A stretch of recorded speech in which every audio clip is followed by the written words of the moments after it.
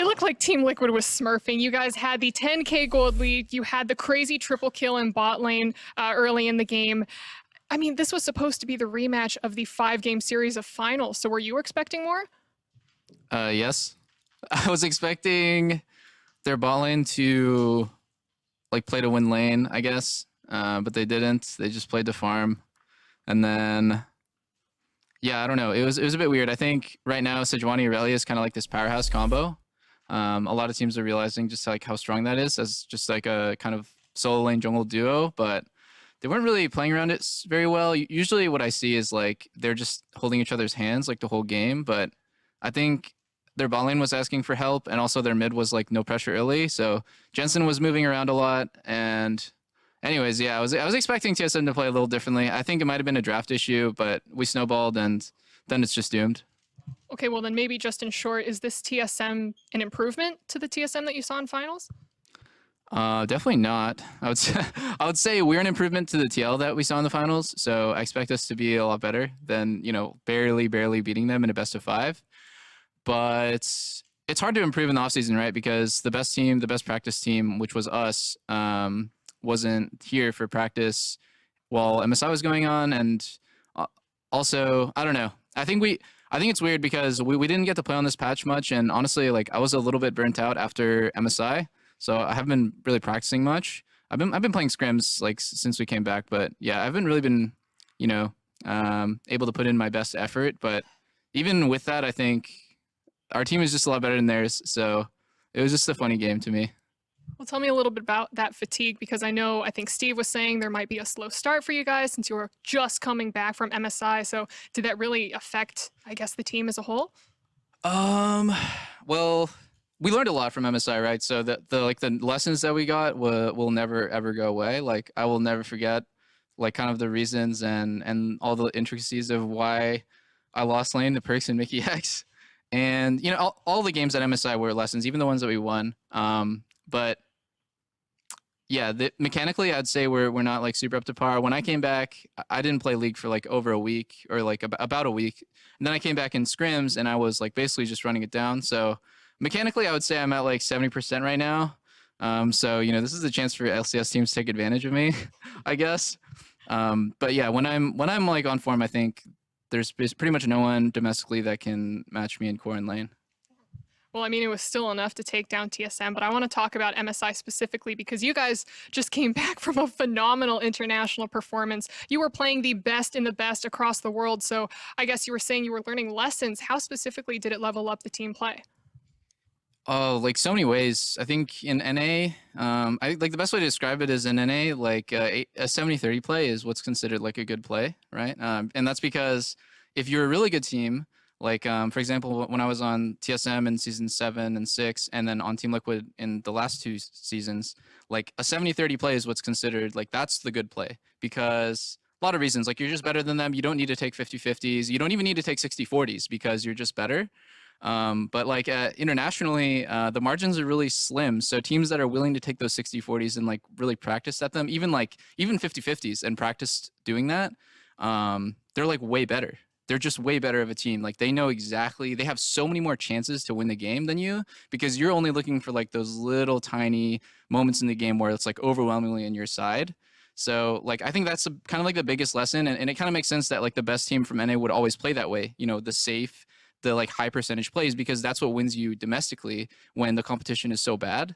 And then you go internationally and all the competition is good. Even like the Vietnamese team was really good. So like those teams are kind of like way more risky and wild. And that's like when we came back, we're like, we have to play that way. Like we just need to. So yeah, we're working on that. And yeah, sometimes in scrims especially, we've been kind of messing up a lot because you need to have good mechanics to pull those off. And we're working on it. All right, well, as an NA fan, I mean, it was incredibly exciting watching you guys go all the way through finals. I mean, you came into MSI with the goal of, oh man, I got to get out of groups. Jensen, carry me out of groups. Can we make it? But you made it to semifinals, whooped IG, the world champions, and then went all the way to finals to face against G2. So what is it going to take for you to pull off the same performance and take finals in Worlds?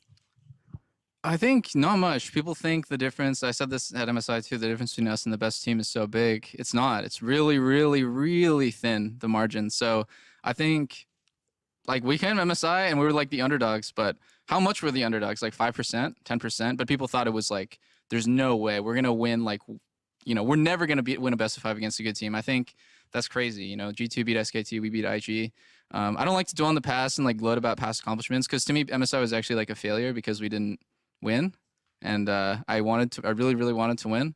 So yeah, like it's reasonable to say that any team can win Worlds this year. Every other year you'd be like laughed out of the room, like hard memed, but this year I think the results kind of back it up. Like an NA or EU team could win Worlds. It's like really reasonable to say that. So that's pretty sick. I feel like NA fans have just been like getting dumped on for their whole lives because NA teams just suck internationally, and it's like a glimmer of hope. So hopefully we don't crush it at the end of the year. We like can bring the hopes up again. We're the #2 region in the world now, baby, thanks to Team Liquid. But okay, let's talk about domestic then. You guys, #2 team at MSI. Coming into summer, are there any teams that have caught your interest or that you see may approach you as an equal? I want every team in NA, this sounds really corny, I want every team in NA to be really good. And that's because it's going to be really hard for us not to make Worlds. And if we do make Worlds, I mean, well, hopefully when we make Worlds, like our region can be really strong. And that means that like we have our own individual strats. We have like our own playstyles and strengths and stuff. There's a lot of like formless teams in NA, I think. Not really sure what like TSM's playstyle is right now because we've only played it against them like one game, but like, like you want every team to have like their own strengths. And right now in NA, there's a lot of teams with just no strengths. They just have like only weak points. And then if you can attack those and you're the better team, you always win. I think like we went internationally and like we were scrimming against teams that weren't at MSI. The teams that maybe lost in playoffs or maybe even didn't make playoffs. And those teams were insane. They were so good. Those teams would be like top 3 in NA. And over there, they're not even good enough to make playoffs.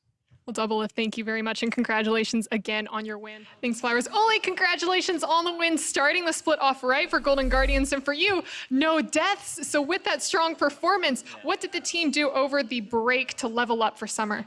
I think AD Carry and top, like Kevin and Matthew, went to Korea for bootcamp to make better mechanic stuff. And I got feedback from our management about my daily schedule. Like I didn't sleep well, and then my sleep time, and then I went to hospital, and then they say my sleep quality is so bad. So I was like focusing on my individual stuff. You went to the hospital, are you okay now? No, it's not hospital. It's just like I don't know. It's not serious. It's just like, oh, you just like see the doctor and then say something, and yeah, that's it.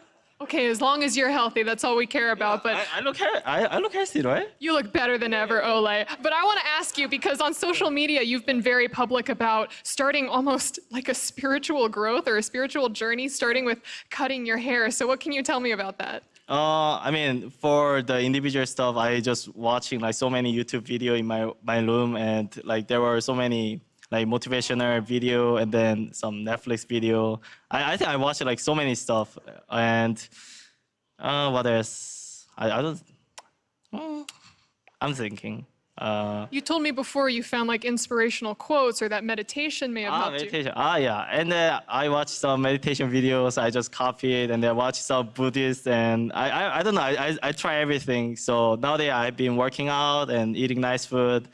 Yeah, I feel like I feel so good. And then I took a bath with bath bomb today. Woo! That's nice. What does the rest of the team think about your shift in mentality? Have they adopted or tried to adopt it as well? Yeah, they were like, "Who are you?" I was like, "Hello." So with the new mental shift, is that going to change how Golden Guardians operates at all, or how you all communicate and work as a team? I think in spring I play well and I play bad. Like I have like up and down so much. So I think now I can play really consistently. So I believe our team can be much better. I'm excited for this new summer bath bomb using Olleh, but thank you and congratulations again.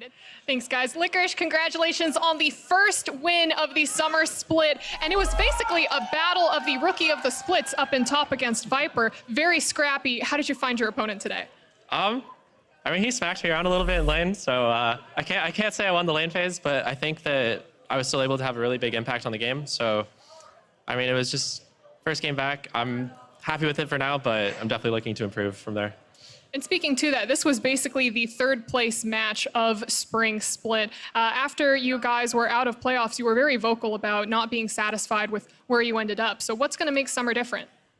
I mean, I don't know if there's like anything crazy that we're going to do differently. Like we worked really hard last split and we just like lost it by 1 game in a close best of 5. This time we're going to do the same thing and we're going to win it all. Well, tell me a little bit about the boot camp that you guys went to during your break in Korea. How did that help you guys prepare for summer?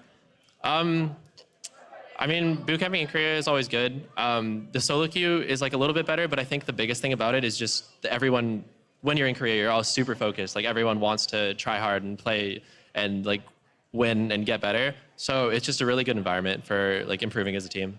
And I want to ask you a little bit about Cloud9 having, amazing international success last year at Worlds. But just a month ago, we saw Team Liquid make it all the way to the finals at MSI. So as a player, what was that like for you watching it? I mean, it's definitely mixed where like I'm watching it and I'm thinking like, oh, that could have been me. Like that should have been me up there. But at the same time, like I'm always happy when NA does well internationally. And I'm really happy for the guys over at Team Liquid. Well, that being said, Team Liquid versus TSM is our next match. Any predictions going into that game? Well, I mean, based on MSI, it looks like TL's the second best team in the world, so I'm going to have to go with TL for this one. Second best in the world. Licorice, thank you and congratulations again. Thank you very much, gentlemen. Great cast on the day. And yes, a victory for Counterlogic Gaming over 100 Thieves to start the summer split. Biofrost, I have to ask you, teams love to start and test the waters in the beginning of the season. Your team chooses Yuumi as it's finally up. We all know she's very good. Why is this good for Counterlogic Gaming? For Yuumi? Yeah. I think Yumi's really, really broken. If she gets ahead, she pretty much just destroys every lane. I think the only issue of Yuumi is that if you get behind, it's really hard to come back because she doesn't have like good comeback material, but she's insanely broken. So what you're saying is we're probably going to see more Yuumi. Probably. All right, and looking at what happened, changes happen every season. This one for CLG, a big change, which actually makes you and Stixay the longest standing members on the team now.